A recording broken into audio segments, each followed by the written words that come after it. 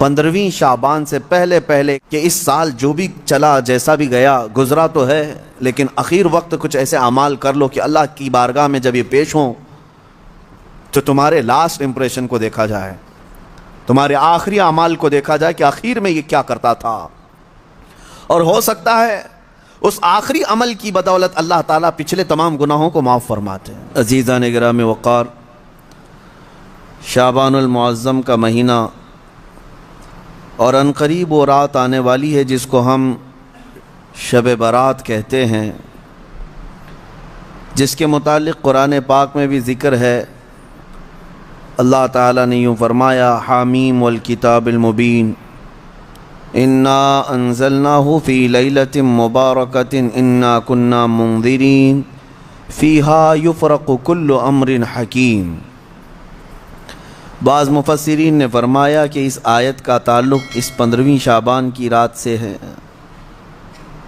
بہرحال اتنی بات تو سارے لوگوں کو پتہ ہوگی کہ اب ہمارے زندگی کا ایک باب 14ویں شعبان کو بند ہو جائے گا اور 15ویں شعبان کو ہمارے نئے سال کے تمام معاملات کا دروازہ پھر سے کھولا جائے گا.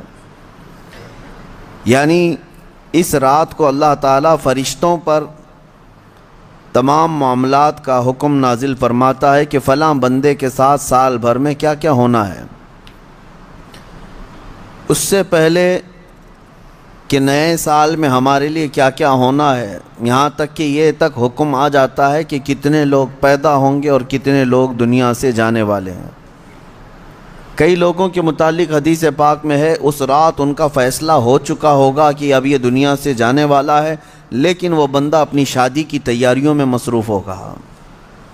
کسی کے موت کا پروانہ جاری ہو چکا ہے لیکن وہ اپنے گھر بنانے میں مصروف ہوگا، وہ اپنے کاروبار کے ترقیاتی کاموں میں مصروف ہوگا، اسے اندازہ تک نہیں ہوگا کہ اس کا فرمان نکل چکا ہے. لیکن اس سے پہلے کی ایک بات کہ 15ویں شعبان کو ہمارے متعلق کیا کیا احکامات نازل ہوں گے یہ سال شروع ہونے پر ہے، لیکن اس سے پہلے کہ ہمارے اعمال جو پیش ہوں گے اللہ کی بارگاہ میں سال بھر کے، اس سلسلے میں تو اب ہم غور کر سکتے ہیں. اس لیے کہ یہ بھی فرمایا گیا کہ خاتمے پر سب کچھ دار و مدار ہے اعمال کا. جو آپ لوگ سنتے ہیں نا، first impression is the best impression, لیکن یہاں پر اس کے برعکس ہے، last impression is the best impression. زندگی کے آخری وقت جو اعمال ہیں انہی کا اعتبار ہوگا. تمہارے زندگی کا دروازہ بند ہونے سے چند ثانیے پہلے جو تم کر رہے تھے اس کا اعتبار ہوگا. اسی لیے فرمایا گیا، میرے آقا صلی اللہ تعالیٰ علیہ وسلم نے ارشاد فرمایا، اللہ تعالیٰ نے کسی کو جنتی لکھا ہے کسی کو جہنمی، لیکن ہوتا یہ ہے کہ ایک بندہ نیک کام کر رہا ہے زندگی بھر، اچھے اعمال کرتا رہتا ہے، لیکن اس کے متعلق لکھا گیا کہ یہ جہنم میں جانے والا ہے. ہوتا کیسے ہے؟ فرمایا گیا موت کے آنے سے چند دنوں پہلے یا چند لمحوں پہلے وہ ایسے گندے کاموں میں مصروف ہو جاتا ہے جو جہنم کی طرف لے جاتے ہیں. انہی کاموں میں اس کی موت ہوتی ہے اور خاتمے پر ہی سب کچھ دار و مدار ہے، پھر اسے دوزخ کی طرف لے جایا جاتا ہے. اور کسی کے متعلق اللہ تعالیٰ نے جنتی لکھا ہے جبکہ اس کے کام برے تھے، زندگی میں عجب عجب کام کیا کرتا تھا. یہ کیسے؟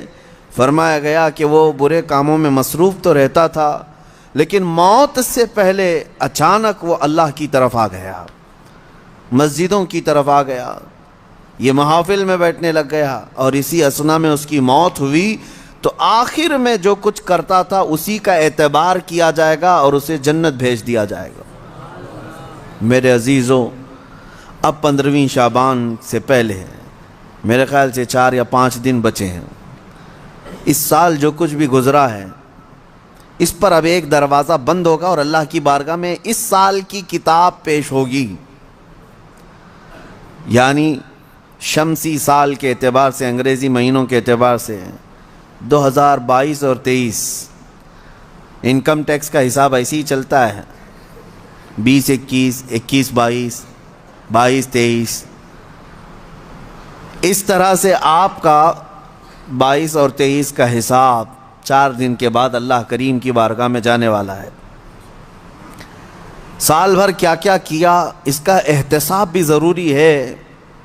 अगर ख़ुद से कैलकुलेट करोगे तो फ्यूचर तुम्हारा मुस्तकबिल अच्छा हो सकता है।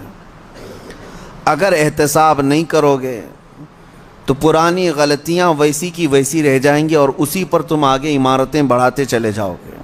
एहतसाब औलिया कामिलीन की महफ़िलों की एक ख़ास तरबियत का नाम है, एहतसाब।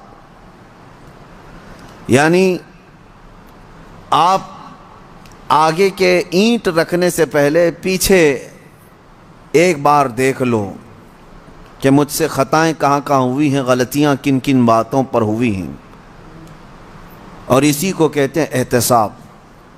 ये 4 दिन जो आपके पास बचे हैं इस एहतसाब के लिए बहुत उम्दा हैं।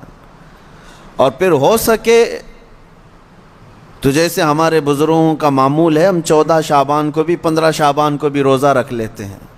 वजह क्या है?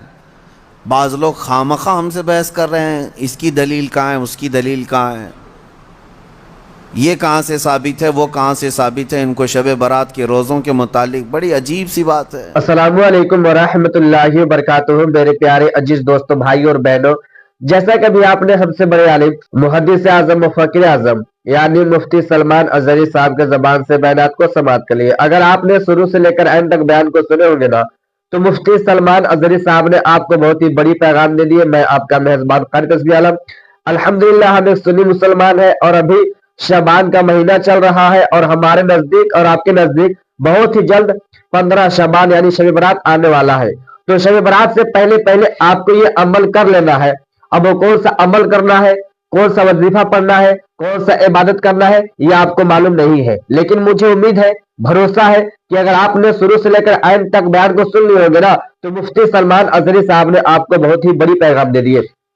तो क्या आपको मालूम है कि शब बारात से पहले हमें कौन सा अमल कर लेना चाहिए और शब बारात के दिन हमें कौन सा इबादत करना चाहिए? यह भी आपको मालूम नहीं है। लेकिन जो एक अहम जरूरी मसला पूछा गया था कि शब बारात के दिन बैर के पत्ते से नहाने से क्या होता है, तो मैं आपसे एक बात जरूर कहूंगा और आप इस बयान को सुनकर सुन्नी मुसलमान भाई तक शेयर कीजिएगा कि जो शख्स 15 शाबान को यानी शब बारात के दिन बैर के पत्ते से नहा लेना, तो इंशाअल्लाह ताला उसके ऊपर जितना भी जादू टोना है ना, सारा खत्म हो जाएगा और वो जादू टोना से साल भर महफूज रहेगा। क्या आपको ये बयान अच्छा लगा?